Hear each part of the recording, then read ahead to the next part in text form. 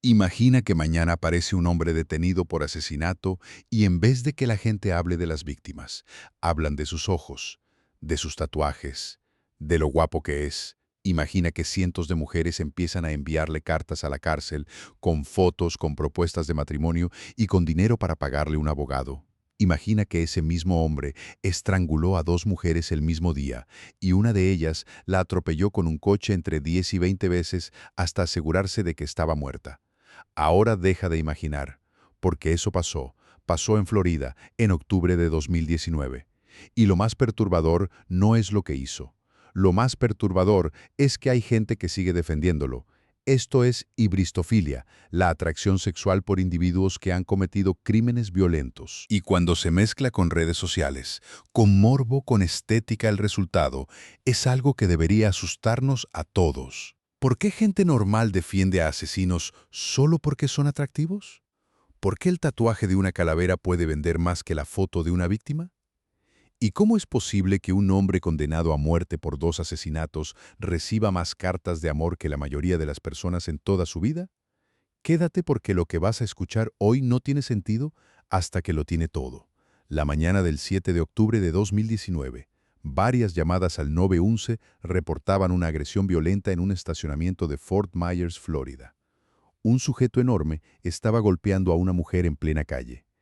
Cuando los oficiales llegaron, el agresor ya había desaparecido. La víctima era Melissa Montanés, de 22 años. Tenía la nariz rota, el rostro cubierto de sangre y el cuerpo todavía temblando. Le preguntaron quién la había atacado y su respuesta cambió el tono de toda la investigación. No era un desconocido, era su novio, Wade Wilson, de 25 años. Y aquí aparece el primer detalle que no encaja porque Melissa no estaba contando una pelea aislada. Estaba hablando del final de una relación que llevaba meses destruyéndola. La noche anterior habían ido juntos a un bar llamado Buda para beber algo y pasar el rato. Allí se encontraron con una amiga de Melissa, Amy. Todo parecía normal, hasta que Wade empezó a moverse por el local como si buscara otra cosa. Se acercó a un grupo de personas. Habló con ellos. Volvió con una propuesta. Quería que Melissa lo acompañara a casa de unos desconocidos para consumir drogas. Ella se negó. Sabía que él tenía problemas de adicción y no estaba dispuesta a seguirle el juego. Hubo una discusión y entonces Wade hizo algo que ya decía mucho de él. Se fue con otras personas en el coche de Melissa, dejándola abandonada en el bar. Ella misma le había entregado las llaves unas horas antes. Amy la invitó a quedarse en su casa. Y durante esa conversación, Melissa tomó una decisión que parecía definitiva: cortar la relación. Le confesó a su amiga que Wade no solo era un adicto irresponsable, también era violento. De hecho, unos meses antes, en julio, ya lo había denunciado por una paliza que le dejó contusiones graves. Él fue arrestado. Hubo cargos. Pero todo quedó en nada cuando Melissa retiró la denuncia y volvió con él. ¿Cuántas veces una víctima cree que puede controlar a alguien que ya está fuera de control? ¿Cuántas veces se confunde arrepentimiento con manipulación? ¿Cuántas veces una disculpa sirve solo para posponer lo inevitable? Melissa pasó la noche en casa de su amiga. A la mañana siguiente, su teléfono tenía varias llamadas perdidas de un número desconocido. Cuando respondió, era Wade. Se disculpó por la noche anterior y le pidió verse cuanto antes porque, según dijo, algo grave había ocurrido y necesitaba su ayuda. Melissa aceptó reunirse, pero eligió un lugar donde pensó que estaría segura: los estacionamientos donde trabajaba en un spa dentro de un centro comercial. Un lugar concurrido, con gente alrededor y con Amy cerca, dentro de una camioneta, por si todo se salía de control. Su plan era claro: enfrentarlo, recuperar su coche y terminar la relación de una vez. Pero cuando Wade apareció, la situación tomó otro rumbo. No llegó en el coche que Melissa esperaba. Venía conduciendo otro vehículo. Ella le pidió explicaciones y él respondió con una orden seca: sube al auto. Melissa se negó. Wade bajó del coche. Empezaron a forcejear. Amy intentó intervenir y Wade le lanzó una amenaza directa: si se acercaba, la mataría. Melissa logró soltarse y correr hacia su tienda, ubicada en un segundo piso, pero antes de entrar, él la alcanzó. La estrelló contra una pared, la estranguló, la golpeó varias veces en el rostro. Fue entonces cuando Amy y varios testigos llamaron al 911. Nadie se atrevió a intervenir. Y eso importa, porque Wade no era un hombre pequeño. Medía casi 2 metros, estaba desatado y transmitía una violencia tan evidente que los presentes entendieron que cualquier intento de detenerlo podría terminar en algo peor. Melissa consiguió escapar por un instante y esconderse en un local cuyo dueño cerró rápidamente con llave. Wade huyó en el coche a toda velocidad. La policía ya tenía una descripción bastante clara. Hombre joven, alto, cabello corto y oscuro, el cuerpo lleno de tatuajes, conduciendo un Nissan Versa negro que no pertenecía a Melissa. Parecía un dato más, pero en realidad era la primera pieza de una cadena mucho más oscura. Poco después, Melissa volvió a recibir una llamada de Wade. Esta vez el tono era distinto. Decía estar arrepentido, quería que no presentara cargos, y la policía entendió algo. Si querían atraparlo, tendrían que usar esa necesidad de controlar la situación en su contra. Le pidieron a Melissa que colaborara. Aceptó. Acordaron encontrarse en el estacionamiento de un restaurante cercano, Joe's Crab Shack, a las 11:15 de la mañana. Wade apareció con su vehículo, y allí lo esperaban 2 agentes. Le ordenaron salir del coche. Lo iban a detener por lo ocurrido apenas unas horas antes. Pero Wade se negó. Dijo que no había hecho nada malo, que no quería problemas, que solo estaba allí para recoger a su novia. Y entonces hizo algo tan simple como escalofriante. Subió el vidrio, arrancó el motor y escapó. La policía lo siguió durante algunos minutos, pero el protocolo no permitía una persecución a alta velocidad en esa zona tan transitada. Había civiles por todos lados y el riesgo de una tragedia mayor era real. Así que las autoridades frenaron. Wade, en cambio, siguió moviéndose. Y aquí viene otro de esos puntos donde el caso cambia de textura, porque ya no estamos hablando solo de una agresión. Estamos hablando de un hombre que, en cuestión de horas, se convierte en fugado, sospechoso y potencialmente mucho más peligroso de lo que parecía. Poco después del mediodía, Joshua Lukic, dueño de una imprenta local, llamó al 911. Dijo que un sujeto que conocía de vista había entrado a su oficina alterado, sin camiseta, con manchas de sangre en el pantalón, pidiéndole ayuda para comprar un boleto de avión. Quería salir de la ciudad de inmediato. Y según sus propias palabras, había robado un coche y matado a algunas personas. Era Wade Wilson. Lukic intentó calmarlo y le ofreció un cigarrillo. Mientras Wade esperaba, aprovechó para llamar a la policía. Pero cuando los agentes llegaron, el sospechoso ya se había ido.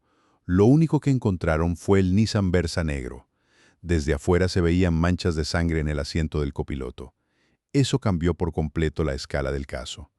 No era solo una pelea, no era solo una huida. ¿Podría haber una víctima dentro del maletero? ¿O algo peor? Abrieron la parte trasera del coche y no encontraron un cuerpo. Pero sí suficiente evidencia para entender que el asunto había escalado de forma brutal. Al verificar las placas, descubrieron que el vehículo pertenecía a Christine Melton, una mujer de 35 años que trabajaba como mesera en un restaurante de Cape Coral. Y entonces apareció el dato que conectó todo. Las llamadas que Wade había hecho esa mañana a Melissa se habían realizado desde el teléfono de Christine. En ese momento, su paradero era desconocido, y todos empezaron a pensar lo mismo, aunque nadie quisiera decirlo en voz alta. Lo peor, probablemente ya había ocurrido. La policía localizó a la mejor amiga de Christine, una mujer llamada Stephanie. Ella contó que la noche anterior habían ido al bar Buda a tomar algo. Allí, un hombre alto, atlético, agradable y aparentemente simpático, empezó a hablar con ellas. Se presentó como Hyder, y pronto otro joven, Jason, se unió al grupo. Cuando el bar cerró, Jason les propuso ir a casa de su madre para seguir bebiendo. Los 4 terminaron marchándose juntos. Ya en la casa, Christine y Hyder se encerraron en una habitación. Tuvieron relaciones sexuales, Horas después, cerca de las 5 de la mañana, Christine invitó a Heider y a Stephanie a su vivienda. Stephanie aceptó acompañarla un rato, pero se fue alrededor de una hora más tarde, porque al día siguiente tenía que trabajar. Dejó a su amiga con aquel desconocido y no parecía alarmada.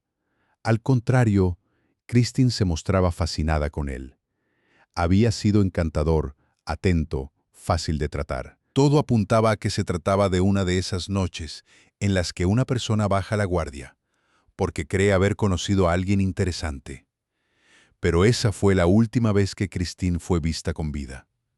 Más tarde, cuando los policías entraron a la vivienda porque nadie respondía, encontraron su cuerpo envuelto en sábanas. La habían golpeado en el rostro.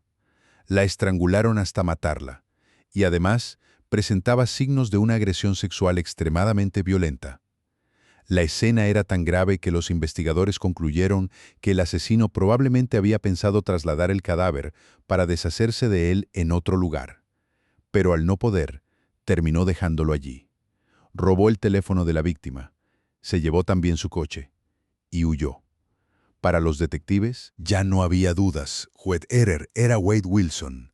La amiga de Christine lo identificó sin titubear al ver fotografías, y Melissa, la novia de Wade, fue interrogada nuevamente.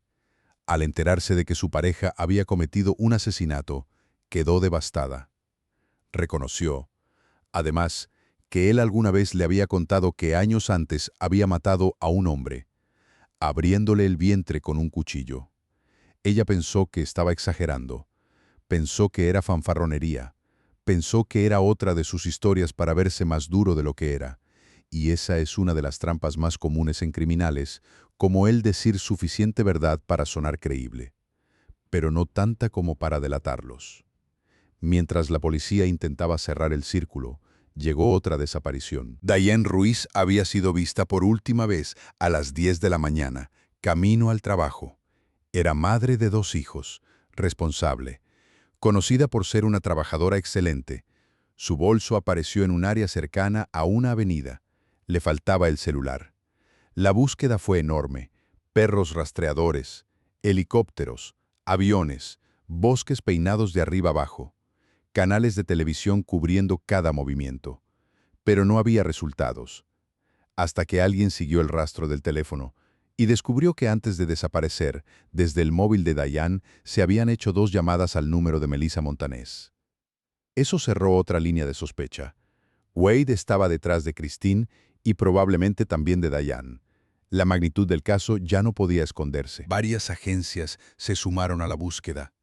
Bosques, casas abandonadas, zonas periféricas, carreteras secundarias, todo fue revisado, y entonces la policía decidió hablar con el padre biológico de Wade, Steve Testaseca.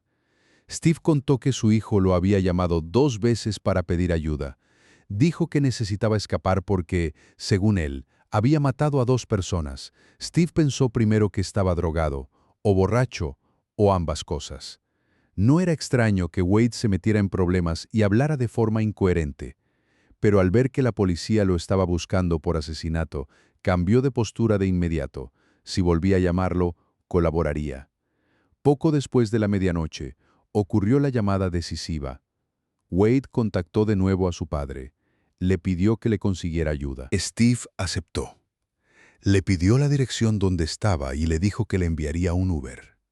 Lo que Wade no sabía era que el teléfono estaba en altavoz, mientras el padre entregaba en tiempo real la información a la policía. Wade fue detenido poco antes de las 12:30 de la noche. Estaba escondido en una vivienda abandonada.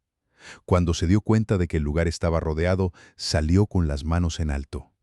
No opuso resistencia grave, pero sí se mostró provocador y desafiante desde el primer momento. Y eso importa, porque incluso en custodia seguía actuando como si necesitara dominar la escena, como si no entendiera que ya no controlaba nada, o peor aún, como si le divirtiera intentarlo. La detective Patricia Bell lo interrogó en el departamento de policía de Cape Coral. Wade fingió no entender por qué estaba detenido. Pidió quitarse las esposas para estar más cómodo. Quiso marcar las condiciones del cuarto. Y no olvidemos algo. En ese momento lo investigaban por la posible muerte de 2 mujeres, medía casi 2 metros, y estaba solo con un agente frente a él. La solicitud fue rechazada, aunque le permitieron tener las manos esposadas por delante. Reconoció haber pasado la noche en casa de Christine después de conocerla en el bar, pero negó haberla matado. Sobre Diane, no aportó absolutamente nada útil. El caso empezó a dominar las noticias locales. Se organizaron vigilias para encontrar a Diane con vida. Pero los detectives ya sospechaban que estaban persiguiendo un cadáver y que la única manera de dar con él era obligar a Wade a hablar. 2 días después, el 10 de octubre, Steve volvió a visitar a su hijo en prisión. La policía quería que intentara una última vez conseguir la ubicación del cuerpo de Diane. La conversación fue difícil, pero reveladora. A pesar de que Wade se molestó al saber que su propio padre había colaborado con las autoridades, no reaccionó con violencia. Parecía avergonzado, o al menos lo bastante contenido como para no romper el vínculo. Steve le dijo que lo amaba, que su madre estaba destrozada, que el estado entero hablaba de él como si fuera un monstruo, y que la única forma de compensar algo del daño era decir la verdad. También le recordó que el novio y uno de los hijos de Diane habían aparecido en televisión pidiendo ayuda.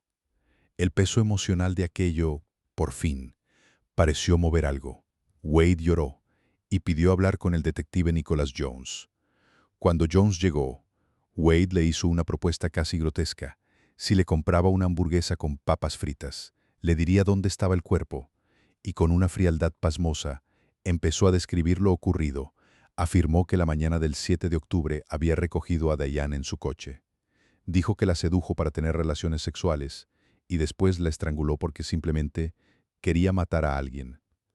Cuando la llevó a una zona apartada, creyó que ya estaba muerta, pero se dio cuenta de que seguía con vida. Entonces la dejó tirada en la calle, arrancó el motor y le pasó el vehículo por encima, una y otra vez entre 10 y 20 veces, hasta asegurarse de que no respiraba. Luego escondió el cuerpo entre unos arbustos y escapó.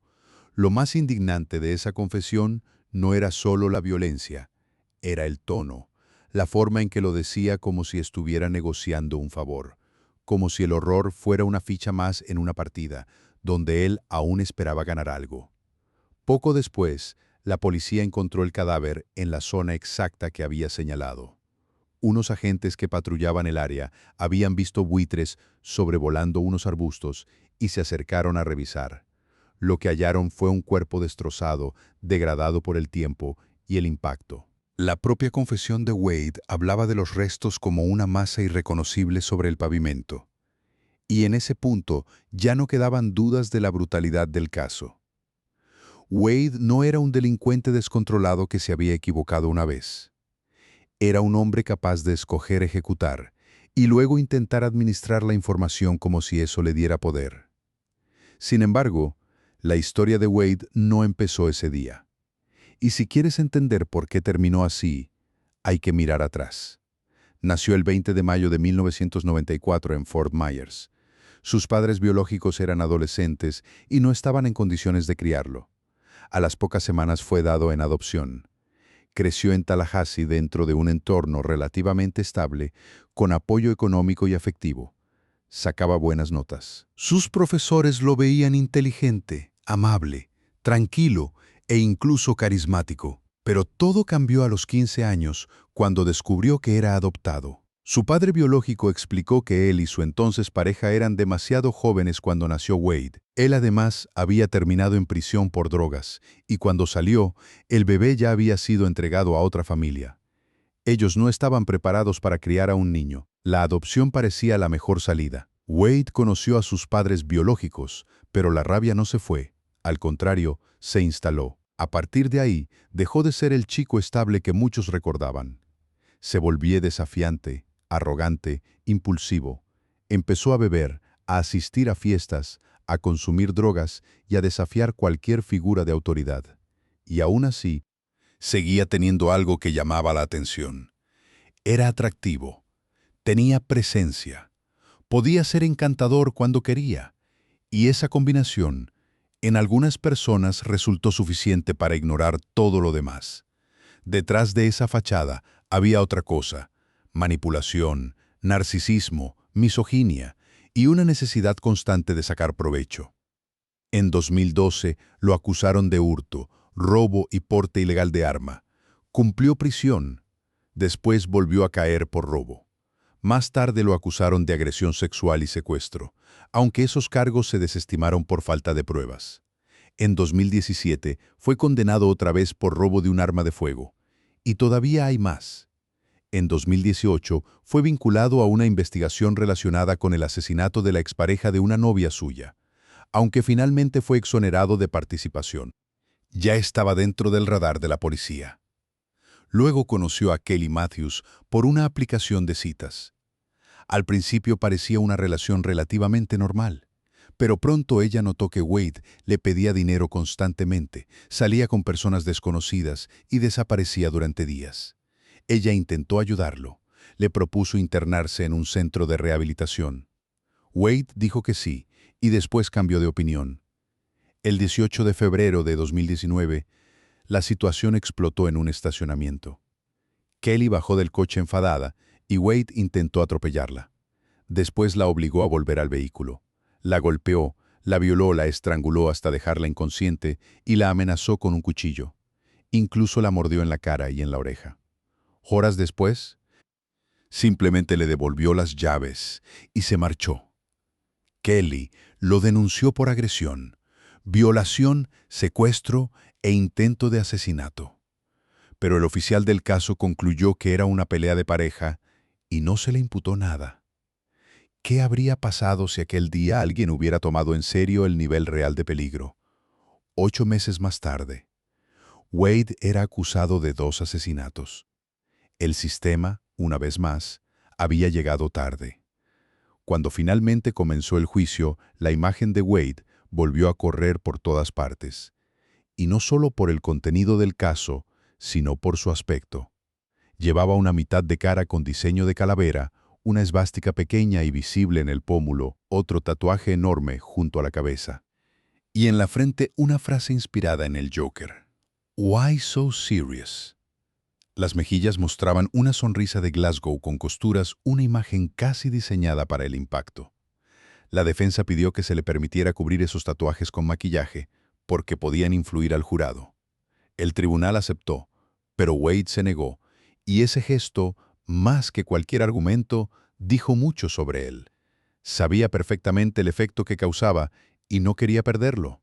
Fue acusado de 2 cargos de asesinato en primer grado. Corría el riesgo de la pena de muerte. Y aún así, parecía moverse con arrogancia.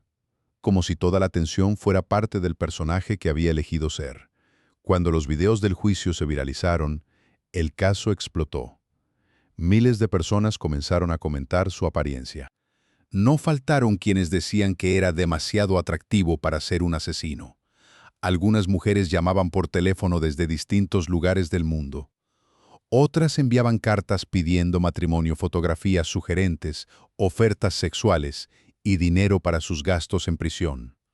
Hubo incluso quienes defendían su inocencia simplemente porque no parecía un monstruo.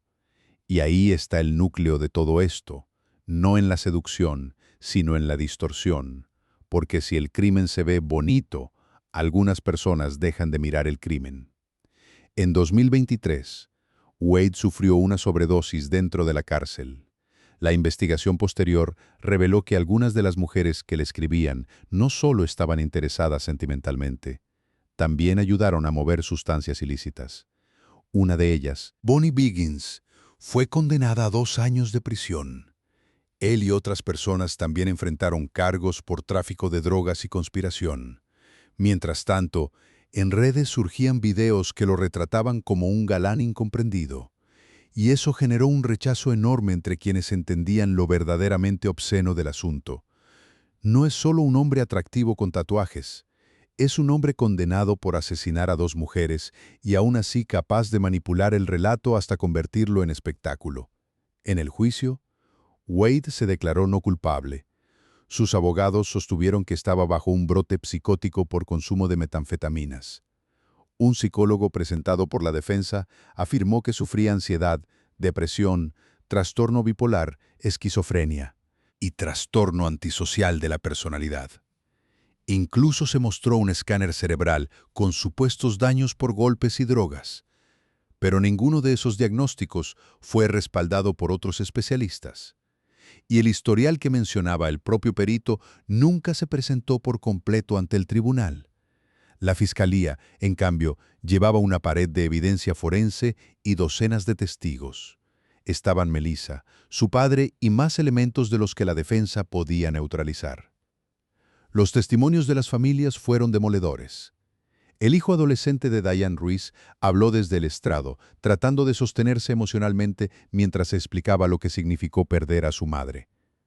Poco después, una prima de Christine Melton se dirigió al jurado y en un momento especialmente tenso, le pidió a Wade que mirara las fotos de la víctima.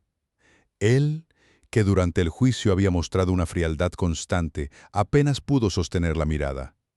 La defensa intentó reducir la responsabilidad, alegando que no hubo premeditación y que si el jurado lo consideraba culpable, debía ser en segundo grado. La fiscalía respondió con la brutalidad de los hechos, el sufrimiento de las familias y la necesidad de imponer un castigo ejemplar. El 12 de junio de 2024, Wade Wilson fue hallado culpable de 2 asesinatos en primer grado. El 25 de junio, recibió la pena de muerte. Algunos jurados dijeron que, además de parecerles un asesino irrecuperable, durante el proceso se sintieron intimidados por su insistencia en mantener contacto visual. Wade no reaccionó públicamente con sorpresa, pero sí con fastidio. Sabía que podía perder el caso. Lo que no esperaba era la contundencia con la que la fiscalía iba a empujar la pena capital. Y las reacciones en redes fueron otra vez perturbadoras. Hubo mujeres que se quejaron de la sentencia y pidieron un nuevo juicio porque, según ellas, no merecía morir por ser demasiado sexy. Él mismo difundió mensajes asegurando que era inocente y que necesitaba apoyo para contratar a un buen abogado. Una de sus admiradoras virtuales incluso creó una página para recibir donaciones. Miles de dólares llegaron desde distintos países. Wade seguía haciendo lo que mejor sabe hacer: manipular. No solo a parejas o conocidas. También a extraños que proyectaban sobre él una fantasía. Incluso algunos hombres lo llamaban para halagarlo o pedirle datos bancarios. Uno de sus compañeros de prisión llegó a tatuarse una sonrisa de Glasgow en el rostro, imitando su estética. Pero esa especie de culto duró poco. El hombre salió en libertad y volvió a ser detenido por asesinato. En 2025, nuevas imágenes de Wade comenzaron a circular y mostraban algo muy distinto del rostro que había impactado a Internet. Ya no parecía el sujeto impecable y desafiante de su juicio. Ahora se veía hinchado, con más peso, con aspecto enfermo. En algunas videollamadas, con seguidores afirmaba que estaban envenenándolo con químicos en la comida. Las autoridades, por su parte, señalaron que llevaba una vida sedentaria. Consumía comida chatarra, dulces y drogas financiado todavía por algunos donativos, pero cada vez menos personas le enviaban dinero. Su fama empezaba a agotarse. Hoy sigue en el corredor de la muerte en la cárcel de máxima seguridad del condado de Lee, en Fort Myers. Y como la legislación de Florida cambió, existe la posibilidad de que el caso vuelva a revisarse con un nuevo formato de juicio. Sus abogados confían en que esa revisión podría modificar la sentencia, si se considera que en 2024 no hubo unanimidad absoluta en las votaciones del jurado. Pero más allá de lo procesal, hay algo que queda flotando después de escuchar esta historia. Wade no construyó su imagen por accidente. No se tatuó así por casualidad. No convirtió su rostro en una máscara de villano por simple estética. Lo hizo para proyectar una identidad, para deshumanizarse, para parecer temible, para vender una versión de sí mismo que le permitiera actuar sin culpa.